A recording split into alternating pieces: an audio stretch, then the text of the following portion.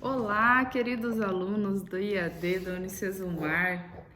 Eu sou a professora Renata Catânio. Eu vou dar aula para vocês aqui sobre conforto ambiental e iluminação e vou dar mais um pouquinho de plus aí para vocês falando de neuroarquitetura vinculada à iluminação, que é o que eu estou me especializando mais um pouco, tá? Sou designer de interiores, apaixonada pelo que eu faço, porém me especializei em light designer e design de interiores e acabei focalizando para esse leque, porque o nosso curso ele é bacana porque ele tem um leque abrangente e eu acabei focando apenas em um deles, que é a iluminação.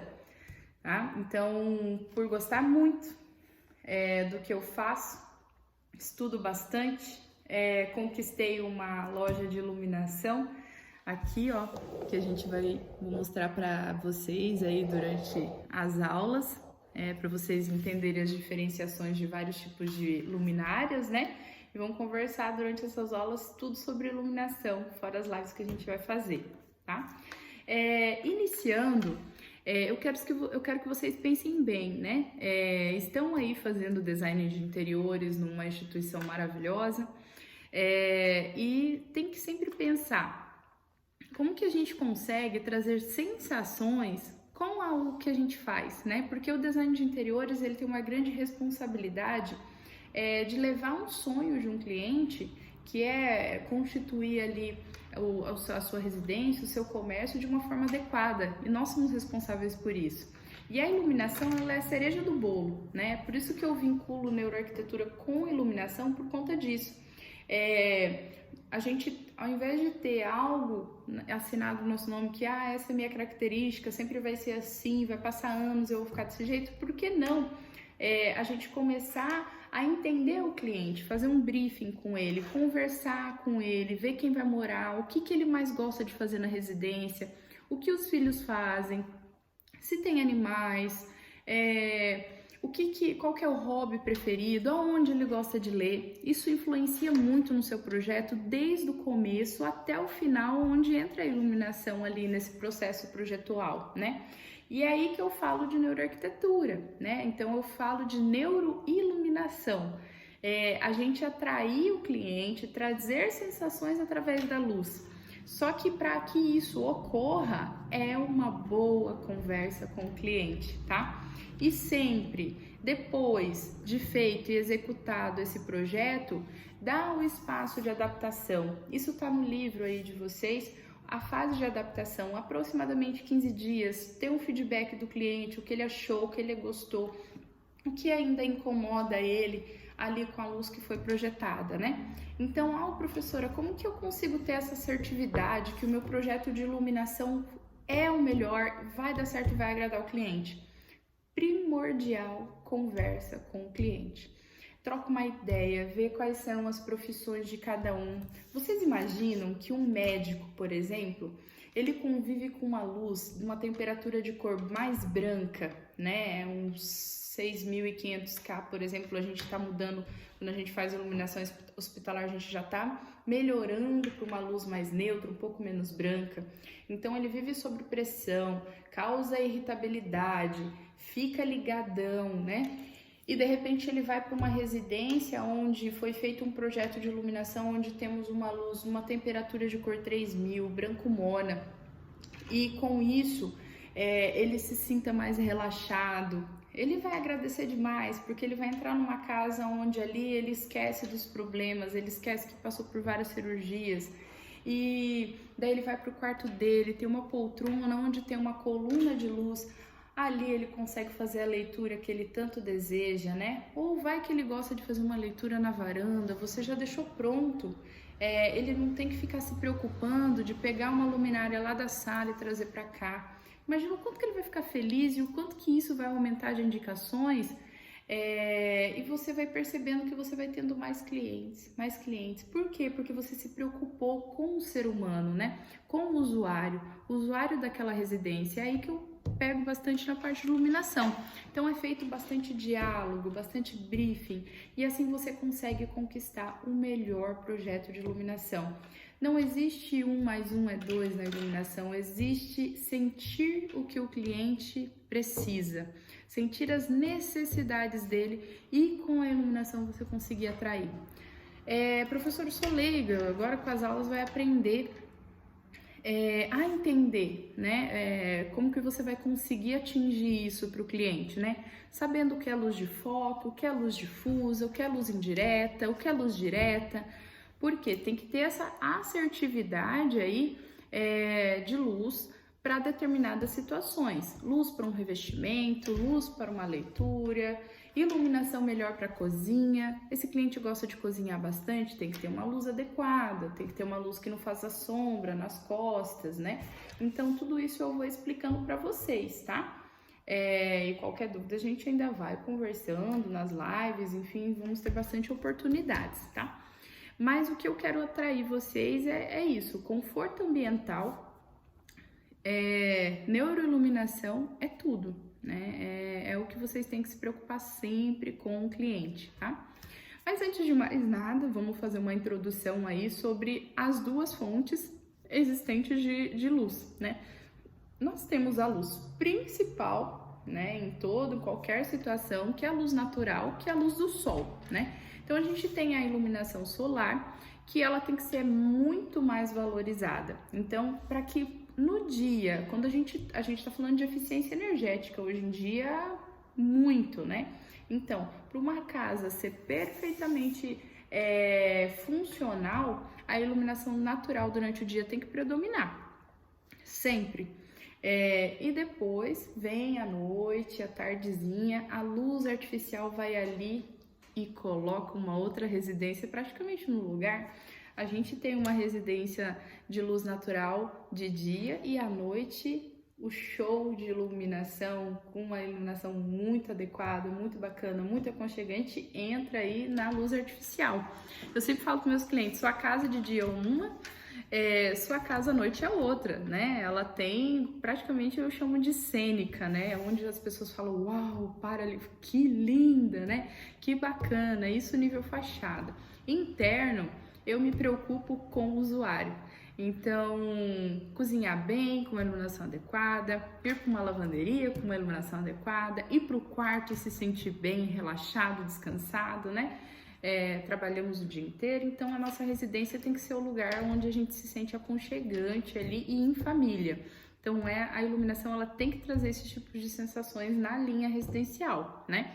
O comercial, a grande responsabilidade de você, designer, é atrair mais vendas, atrair mais clientes para esse usuário, né? Então, eu tenho um comércio, eu estou te contratando para fazer interiores e a iluminação, o ponto crucial dela, aumento de vendas. Se for um lojista, uma loja de roupas, uma joalheria, uma loja de rua, uma loja de shopping, aonde ele busca que tenha esse aumento de vendas, você é total responsável por isso. Então, a iluminação ela tem que ser adequada para atrair mais clientes, né? E aí tem essa várias lutas que nós temos aí, porque a iluminação natural tem que predominar sempre. Na linha comercial, em lojas de rua, ela vem com uma radiação muito forte nas vitrines, então ela ocupa todo o local das lojas, na maioria das vezes. A luz artificial nem aparece. Daí isso aí é uma busca constante aí dos lighting designers, dos designers, arquitetos, todos os que trabalham na área, de bloquear isso aí, diminuir um pouco dessas radiações para que predomine também a luz artificial, né? E para que essa loja chame a atenção de quem está passando. Então, daí tem vários métodos, uma potência maior de iluminação nas vitrines, né?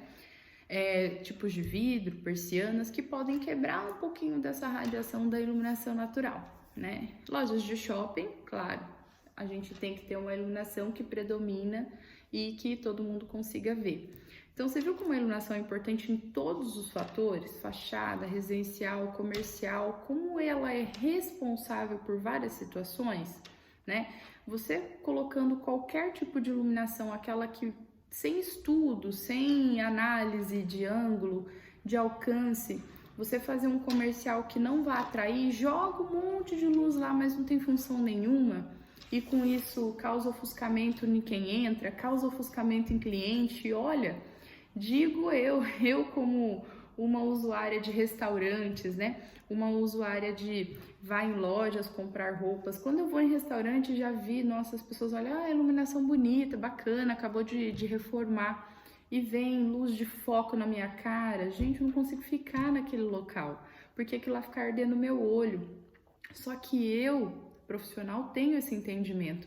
O outro que tá ali, você vê ele beber alguma coisa e tá com o olho pequenininho assim, ó, mas ele não sabe o que que é. Ele olha em volta, talvez ele tá incomodado, mas ele não tem o entendimento. Eu tenho olhando para ele, o vizinho da mesa do lado, que aquela luz tá focalizada nele também e tá incomodando. E inconscientemente, esse cliente pode nunca mais voltar, porque ele, é legal a comida, mas sei lá, o ambiente eu não achei muito bacana, não sei, alguma coisa me incomodou, mas não sabe o que é a luz, né? E como nós temos esse papel importante disso não ocorrer, né?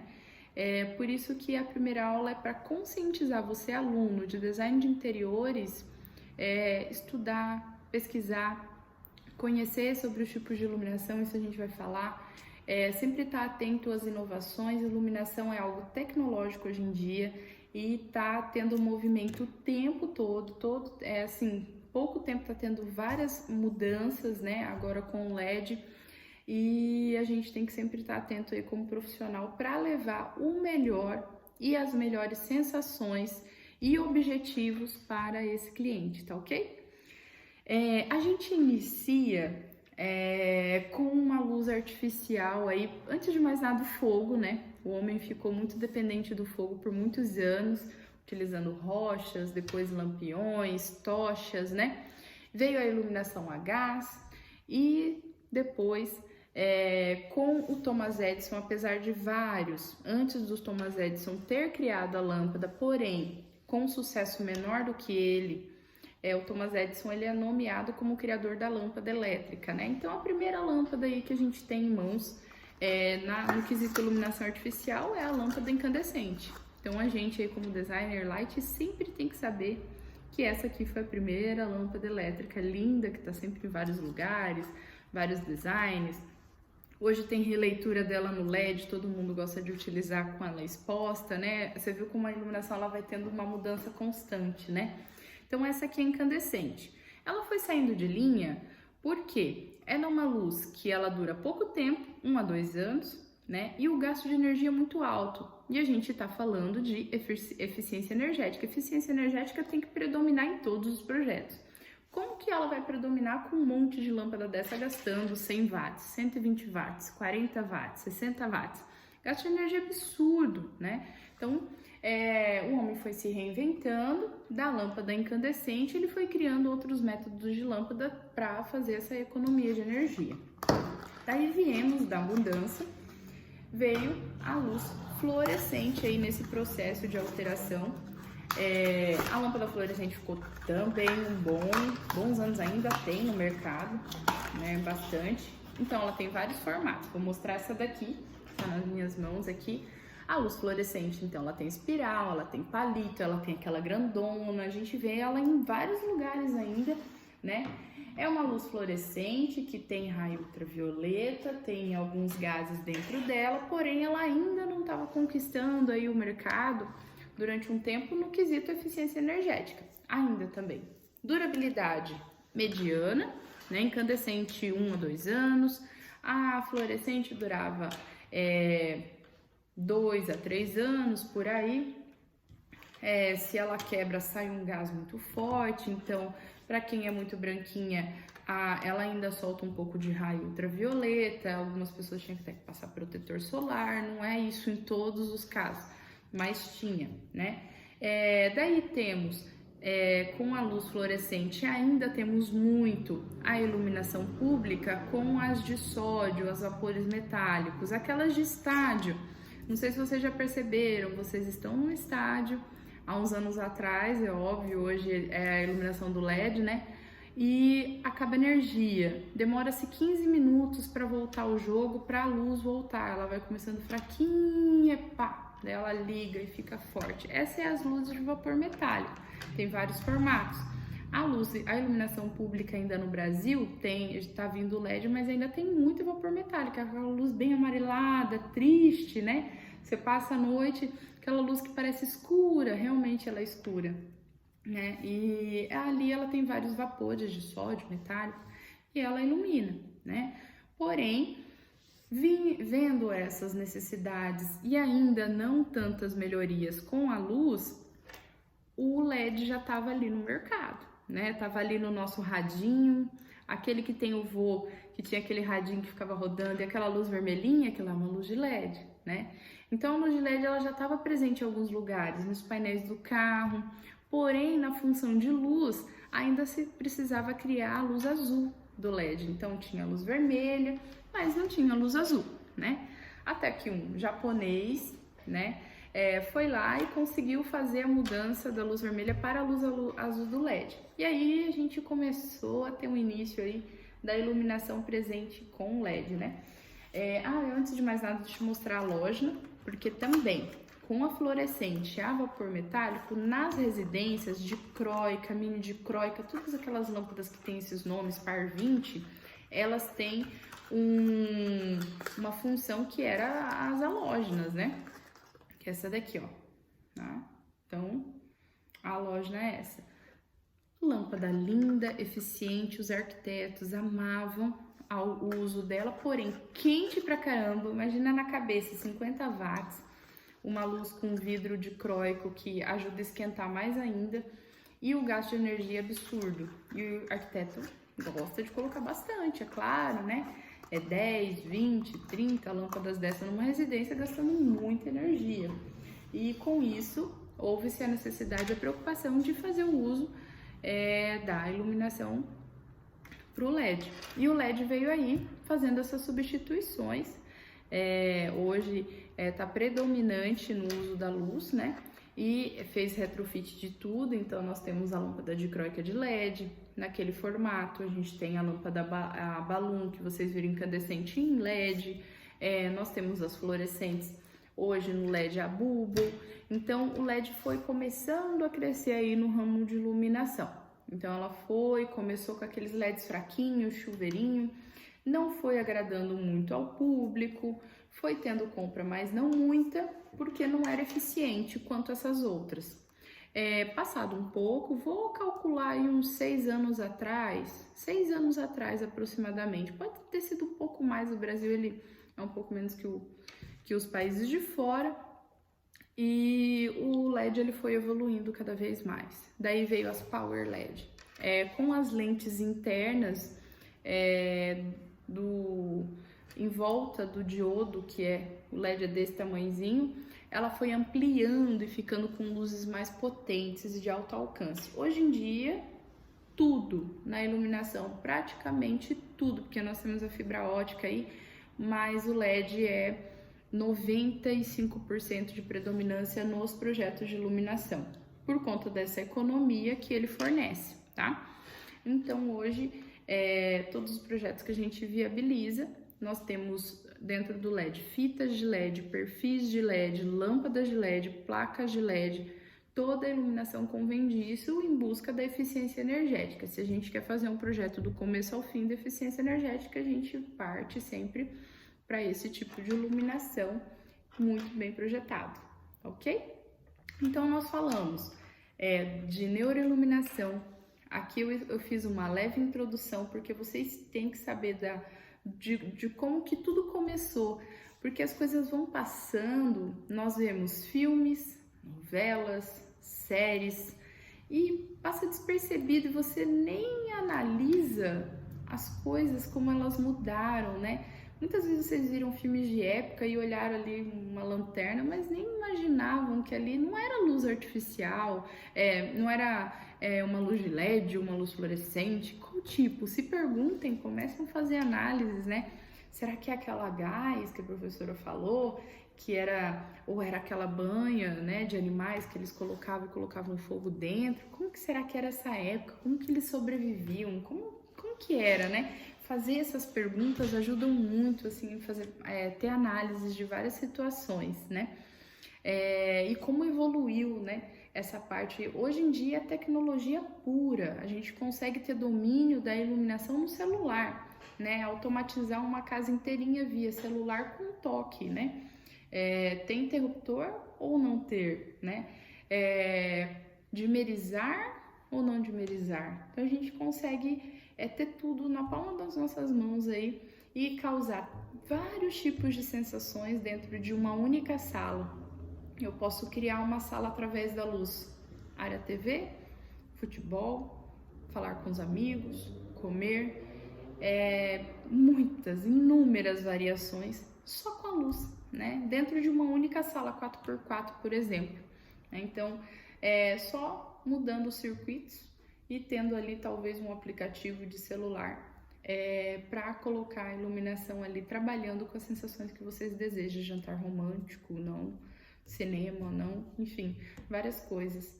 E é para isso que vocês estão nessa aula, para aprender e ter todos esses tipos de sensações na palma da mão de vocês aí. E a cada aula eu vou explicar mais e mais sobre modelos, aspectos, temperaturas de cor, índice de reprodução de cor, fluxo luminoso, a diferença de cada um, tá ok? Só beber uma aguinha aqui. Vamos lá.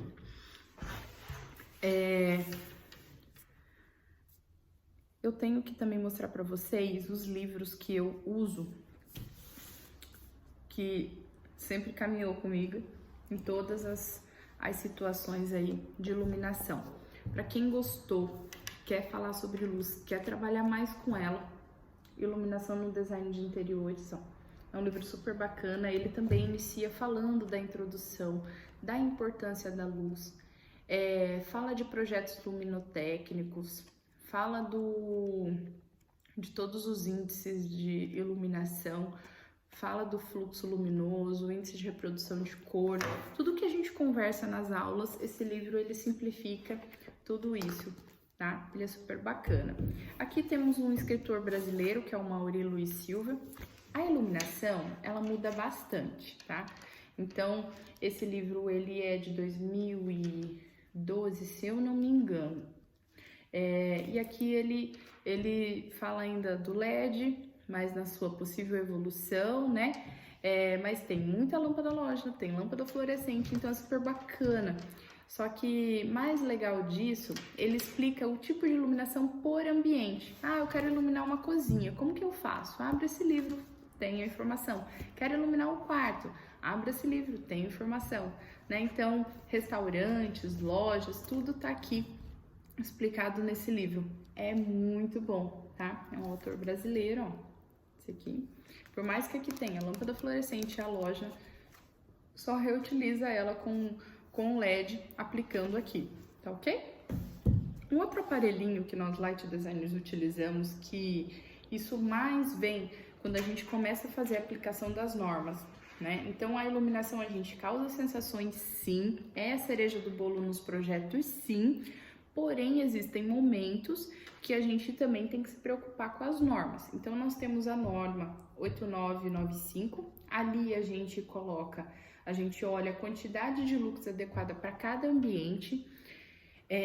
Então, auditórios é um tipo, palcos é outro, salas de reuniões, indústrias para cada segmento, nós temos que adequar dentro das normas. Como que a gente faz isso? A gente faz o uso de um programa que os light designers usam bastante, que é o Dialux. Baixa gratuitamente, é super fácil. Ali você coloca o tamanho do ambiente e daí você coloca a quantidade de luminária com a quantidade de lumens. Não se preocupem, tudo isso eu vou informar: lumens, lux, temperatura de cor e IRC, tá ok? Então, lux é a quantidade de iluminação que tem que ter suficiente no ambiente, tá? Quantidade de lumens é a quantidade de lumens que uma fonte de luz, por exemplo, essa lâmpada, quantos lumens ela emite no ambiente? Quantidade de lumens. 980, 870, isso tá tudo na embalagem, viu? Vou mostrar uma embalagem de um LED para vocês. Então, ali dentro das normas vai falar, olha, tal situação, uma sala tem que ter 500 lux. Ok, vou no dia lux, escolho a luminária com aquela determinada quantidade de lumens, ele automaticamente aplica ali para mim, sem precisar fazer cálculo manual, que da minha época ainda se fazia muito cálculo manual, tinha que fazer ali uma continha, né? Hoje em dia com o Dialux não é necessário, você vai dar ali uma aplicação a 12 luminárias. Mas eu uso, sinceramente, pessoal, apenas quando é aplicação de normas, né? Ou quando eu tenho algo que exige que eu analise sempre essa quantidade de lumens. Linha hospitalar, né? Linha escolar. Então, assim, uma sala de aula, 700 lumens, tá? Ah, ok. Então, eu fiz ali, escolhi a luminária, o cliente comprou o meu projeto, foi lá, adquiriu, fez a instalação. Daí entra um outro amigo nosso que se chama luxímetro, ó. Esse aqui é o luxímetro, tá? O luxímetro, aqui tem vários modelos para se comprar. Então, essa bolinha aqui, você coloca no ambiente, né? A altura da mesa da bancada, por for uma área de estudo, 75 centímetros do chão, do chão ali em cima da mesa, ele vai te passar a quantidade de lux. Tá emitindo o que é necessário, 200 lux, 300 lux. Tá seguindo as normas, a luminária em cima, o lux que vai te falar, 500 lux, ali ele passa na hora a quantidade de lux necessária para o ambiente. Então, você atingiu o objetivo, né? Já atendi clientes que em órgãos públicos, né? Eles precisavam fazer a emissão de 500 lux e tava dando 420 lux. Um fiscal foi lá na obra pronta, já todo mundo trabalhando, chegou no gerente e falou: olha, aqui tá dando 420, dentro das normas tem que dar 500. Se você não arrumar, você vai ser multado, né? Então, tem que sempre ter muita seriedade aí na aplicação de normas, tá? Então, olhar sempre isso, aplicar a norma e ter o luxímetro ir lá fazer a conferência, que é muito bacana, tá? Então, amigo dos Light Design, luxímetro, né? Aqui tá com a tampinha fechada, né? Então, aqui abre, tampinha aberta, luxímetro, treina, sempre em todos os ambientes, né? Livros. Gente, pode passar, eu tenho 10 anos de Lighting Designer, pode passar quantos anos for necessário, esses livros eles sempre vão estar andando comigo, né? Apostila, tudo, o próprio livro que vocês têm, eu sempre leio, dou uma repensada, analiso, né? Ali eu busco algumas informações que talvez passou por esquecimento, então a gente sempre tem que estar atento aí às inovações. LED muda sim, então sempre estando ali atento a tudo isso.